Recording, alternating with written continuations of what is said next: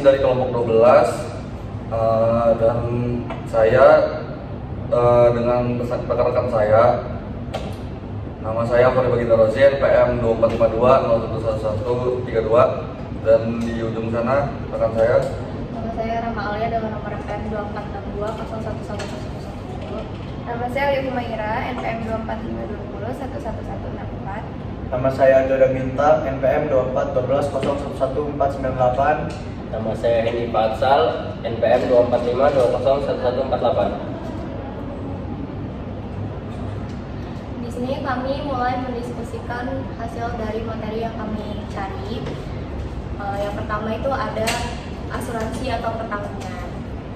Menurut Kitab Undang-Undang Hukum Dagang atau KUHD, pasal 246 KUHD, pertanggungan adalah perjanjian dengan mana penanggung mengikatkan diri kepada tertanggung dengan menerima premi untuk memberikan penggantian kepadanya karena kerugian, kerusakan, atau kehilangan keuntungan yang diharapkan dideritanya akibat dari suatu event.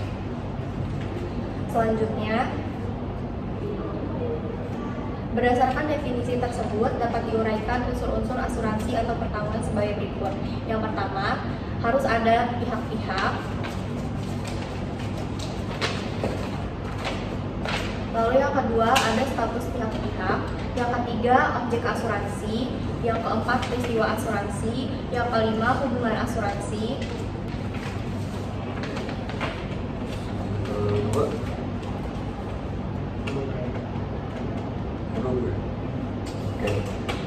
Oke, selanjutnya di sini kan ada pengertian dan ruang lingkup dari asuransi, premi, dan polis asuransi. Asuransi itu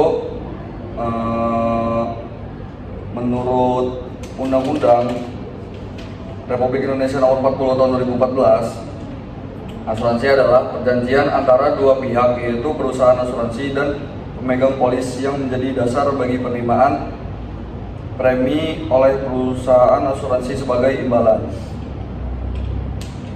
Dan yang kedua, premi menurut Undang-Undang Republik Indonesia Nomor 40 Tahun 2014, premi adalah sejumlah uang yang ditetapkan oleh perusahaan asuransi atau perusahaan reasuransi dan disetujui oleh pemegang polis untuk dibayarkan berdasarkan perjanjian asuransi atau perjanjian reasuransi atau sejumlah uang yang ditetapkan berdasarkan ketentuan peraturan perundang-undangan yang mendasari program asuransi wajib untuk memperoleh manfaat.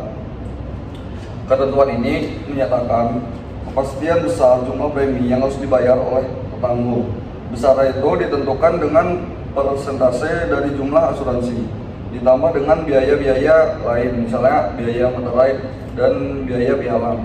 Cara pembagiannya biasanya dibayar lebih dahulu, sedangkan pada asuransi jiwa biasanya dibayar secara bulanan dalam jumlah premi yang harus dibayar oleh petanggung, juga termasuk biaya yang berkenaan dengan pengadaan asuransi. Itu rincian yang dapat dikalkulasikan dalam jumlah premi adalah, yang pertama itu ada jumlah persentase dari jumlah yang diasuransikan. Yang kedua itu ada jumlah biaya-biaya yang dikeluarkan oleh penanggung, misalnya biaya materai dan biaya polis. Terus yang ketiga, kurtase untuk pialang jika asuransi diadakan melalui pialang. Dan yang terakhir, keuntungan bagi penanggung dan jumlah cadangan. Terus ada di sini tuh ada fungsi polis. Berdasarkan ketentuan pasal 255 KUHD yang masih berlaku hingga kini, setiap perjanjian asuransi wajib dituangkan dalam bentuk akta tertulis yang disebut polis asuransi sebagai syarat formil keabsahan kontrak. Nah, di sini ada 3 jenis polis yang terkenal, yaitu yang pertama polis maskapai, yang kedua polis bursa, dan yang ketiga polis Lloyds. Dan selanjutnya itu ada penanggung. Penanggung itu menurut Prof.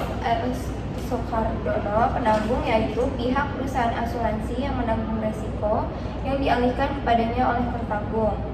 Penanggung ini pihak yang memikul resiko dalam praktiknya berupa perusahaan asuransi yang berstatus badan hukum. Nah, role itu si penanggung ini bakal menerima premi dan bertanggung jawab atas risiko. Selanjutnya itu ada tertanggung. Tertanggung itu pihak yang mengalihkan risiko bisa berupa individu, kelompok, atau badan yang berkepentingan terhadap objek yang diasuransikan.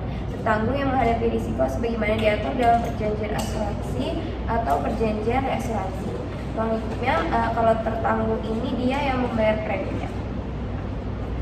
Selanjutnya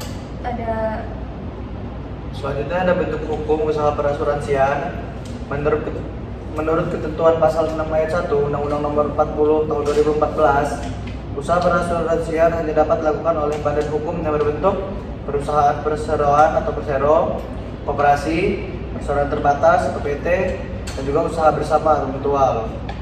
Izin usaha perasuransian berdasarkan ketentuan pasal 8 ayat 1 Undang-Undang Nomor 40 Tahun 2014 tentang perasuransian, seluruh entitas yang hendak menjalankan usaha perasuransian diwajibkan untuk memperoleh izin usaha dari Otoritas Jasa Keuangan atau OJK.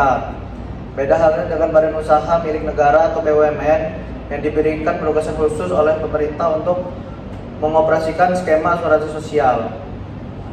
Pengadaan asuransi atas objek asuransi berdasarkan ketentuan pasal 24 Undang-Undang Nomor 40 Tahun 2014 tentang perasuransian, setiap calon tertanggung memiliki hak fundamental untuk bebas memutuskan perusahaan asuransi yang akan menjadi penanggungnya dalam menutup objek asuransi.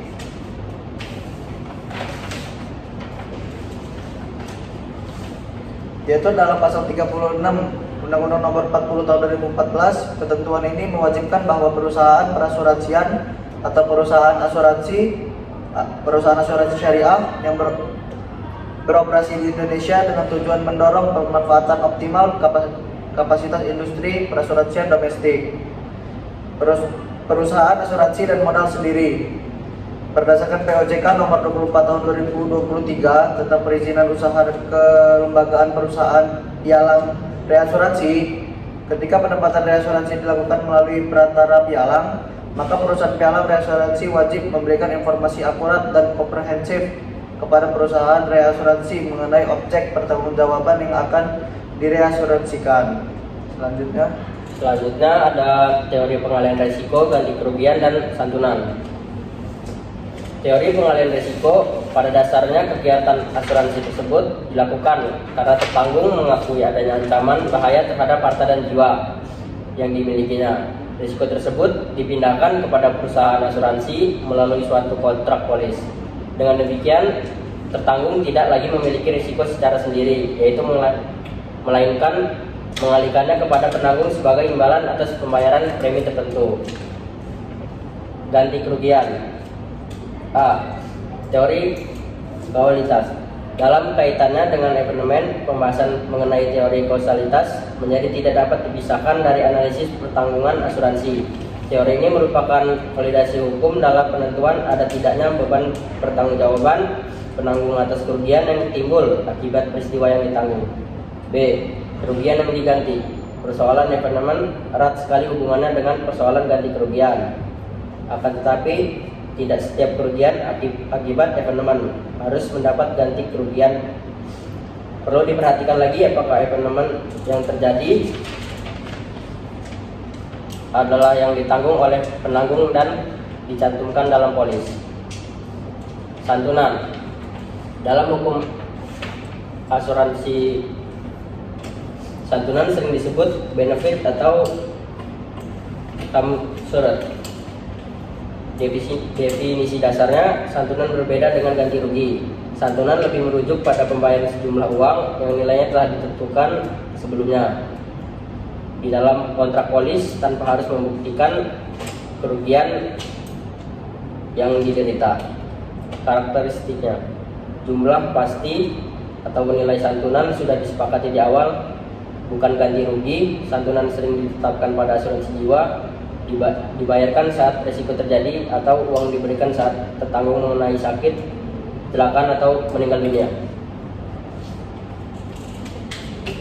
Oke, sekian dari hasil diskusi kami, dan mohon maaf bila ada kesalahan dalam diskusi kami atau kesalahan kata, kami akhiri. Wassalamualaikum warahmatullahi wabarakatuh.